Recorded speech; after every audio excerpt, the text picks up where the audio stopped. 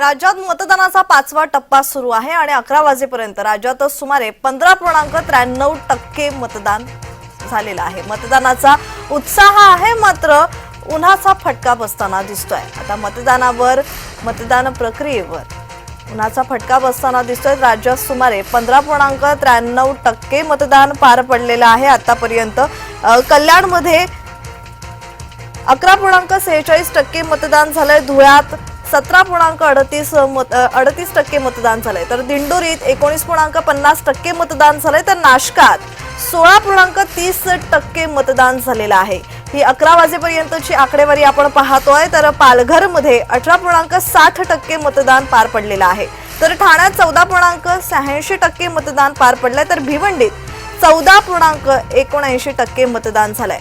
तर ईशान्य मुंबईत 17.1% मतदान, तर उत्तर मुंबईत 14.71% मतदान, तर उत्तर मध्य मुंबईत 15.73% मतदान पार पडलंय, तर दक्षिण मुंबईतही 12.75% मतदान झालंय, तर दक्षिण मध्य मुंबईत 16.69% मतदान पार पडलंय, तर वायव्य मुंबईत 17.53% मतदान आतापर्यंत 11 वाजेपर्यंत पार पडलेलं आहे।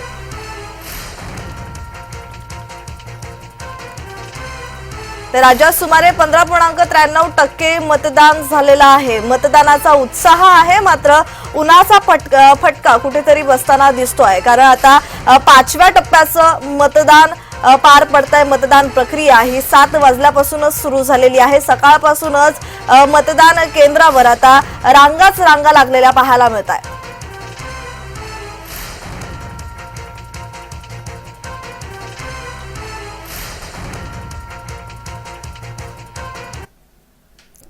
तर या संदर्भात अधिकची माहिती देत आहेत आमचे ठाण्याचे प्रतिनिधी कुणाल भोईटे। कुणाल, टक्केवारी 11 वाजेपर्यंतची समोर आलेली आहे। सध्या ठाण्यातलं वातावरण कसं आहे? मतदारांचा उत्साह कसा पाहावयास मिळतोय?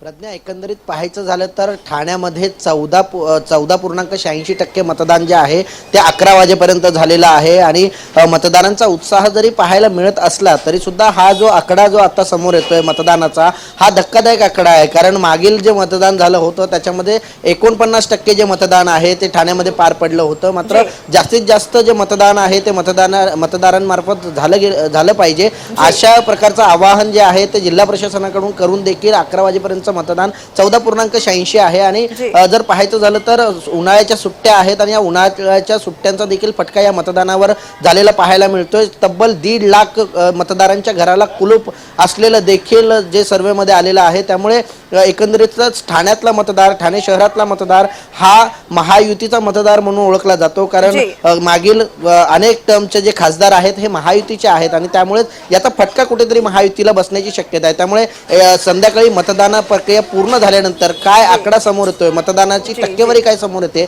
हे पाहणं महत्त्वाचं असणार आहे। प्रज्ञा जी कुणाल, असे जोडलेले रहा। आपल्यासोबत ईशान्य मुंबईतून अजयश नाडकर आपले प्रतिनिधी जोडले गेलेले आहेत। ईशान्य मुंबईत अजयश 17.1% मतदान आतापर्यंत 11 वाजेपर्यंत पार पडलेलं आहे। आता सध्या ईशान्य मुंबईत मतदान केंद्रावर कशी परिस्थिती आहे, कसं वातावरण पाहावयास मिळत आहे? प्रज्ञा, नक्कीच सकाळी 7 वाजल्यापासून मतदान केंद्राबाहेर जी नागरिकांच्या रांगा पाहायला मिळाल्या। मतदानाचा हक्क बजावण्यासाठी मोठ्या संख्येने नागरिक जे आहेत ते घराबाहेर पडले आहेत। जवळपास 11 वाजेपर्यंत ईशान्य मुंबईमध्ये 17.1% मतदान झाला होता। या लोकसभा मतदारसंघामध्ये 6 विधानसभा येतात, त्यामध्ये घाटकोपर पश्चिम मध्ये 18.13% झाला, घाटकोपर पूर्व मध्ये 19.75%, भांडूप पश्चिम मध्ये 14.20% आणि मानपूर शिवाजीनगर 13.4% आणि मुलुंड 20.37% आणि विक्रोली 17.25% अशा पद्धतीने जो आहे तो मतदान केंद्रावरती मतदान झाला आहे। आताची जर आपण दृश्य बघितली तर मतदान केंद्राबाहेर अशाच पद्धतीची गर्दी आहे, मात्र कुठेतरी उन्हाचा तडाखा असल्याने मतदान केंद्राबाहेर मंडपची देखील व्यवस्था करण्यात आलेली आहे। अजय, असे जोडलेले रहा। नाशिक मधून किरण गोटुरही आपले प्रतिनिधी जोडले गेलेले आहेत। नाशिक मध्ये किरण 16.30% मतदान पार पडलेलं आहे। नाशिक मध्ये काय परिस्थिती आहे? नाशिक आणि दिंडोरी या दोन्ही लोकसभा मतदारसंघामध्ये 18 पर्यंत जी आता टक्केवारी हातात आलेली आहे त्या टक्केवारीनुसार दिंडोरीमध्ये सर्वाधिक मतदान हे झालेलं आहे. 19.50% मतदान जे आहे ते दिंडोरी लोकसभा मतदारसंघात झालेलं आहे. आणि जर नाशिकचा जर विचार केला तर नाशिकमध्ये 16.38% हे मतदान आता 11 पर्यंत झालेलं आहे. आणि ग्रामीण भागामध्ये विशेष करून मतदार मोठ्या प्रमाणात बाहेर पडून हे मतदान करतानाचं चित्र आहे. दिंडोरी लोकसभा मतदारसंघामध्ये दिंडोरी असेल, कळवण असेल, पिंपळगाव असेल, या पट्ट्यामध्ये मतदारांचा एक मोठा उत्साह बघायला मिळतोय. किरण, असे जोडलेले राहा. दक्षिण मुंबईतून आपले प्रतिनिधी डॅरेल मिरांडा हे जोडले गेलेले आहे. डॅरेल, दक्षिण मुंबईत किती टक्के मतदान झालंय आणि मतदार संघामध्ये काय परिस्थिती दिसते, मतदान केंद्रावर काय परिस्थिती दिसते? नक्की प्रज्ञा, आपण पाहिलं तर दक्षिण मुंबई लोकसभा मतदारसंघात 12.75% मतदान झालंय. आपण पाहिलं तर मुंबईमध्ये सर्वाधिक कमी जो मतदान आहे तो दक्षिण मुंबईत झाला आहे. मोठ्या संख्येने जरी नागरिक मतदानासाठी उतरले असतील तरी जो 11 वाजेपर्यंत जो आकडा समोर आला त्यात 12.75% म्हणजे सुमारे 13% मतदान झाले. आणि सर्वात कमी मतदान जो आहे तो दक्षिण मुंबई लोकसभा मतदारसंघातून झालाय. आणि आता याचा फटका कुणाला बसणार हे देखील पाहावं लागेल. जी. आता आपण नाशिककडे जातोय, म्हणजेच किरण गोटूर यांच्याकडे जातोय. दिंडोरीमध्ये किरण काय परिस्थिती आहे?